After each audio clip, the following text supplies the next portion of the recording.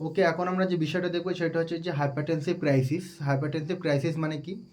Hypertensive crisis হচ্ছে যে যদি সিস্টোলিক ব্লাড প্রেশার মানে কি আমাদের হার্ট থেকে পেরিফেরি অর্গানে যে স্পিডে ব্লাডটা যায় সেটা আমরা বলি সিস্টোলিক ব্লাড প্রেশার। যদি সিস্টোলিক ব্লাড প্রেশারটা মোর দ্যান 180 mmHg আর ডায়াস্টোলিক ব্লাড প্রেশার মানে কি আমাদের পেরিফেরি অর্গান থেকে রক্তটা কত স্পিডে আমাদের হার্টে রিটার্ন আসে সেটা হচ্ছে যে আমাদের সেটা হচ্ছে আমাদের diastolic blood pressure.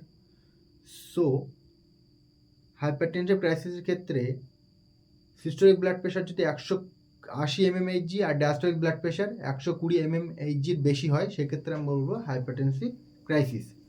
So hypertensive ক্রাইসিসের দুটো পার্ট আছে, সেটা হচ্ছে যে হাইপারটেনসিভ ইমার্জেন্সি আর হাইপারটেনসিভ আর্জেন্সি।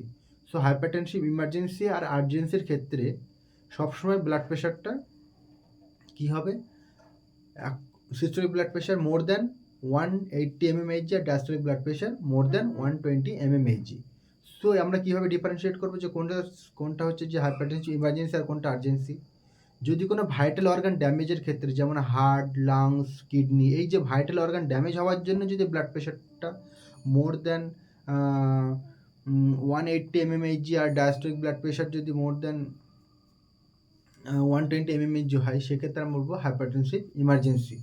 যদি কোনো ভাইটাল অর্গান ড্যামেজের জন্য যদি ব্লাড প্রেশারটা বেড়ে যায় সেটা আমরা বলবো হাইপারটেনসিভ ইমার্জেন্সি।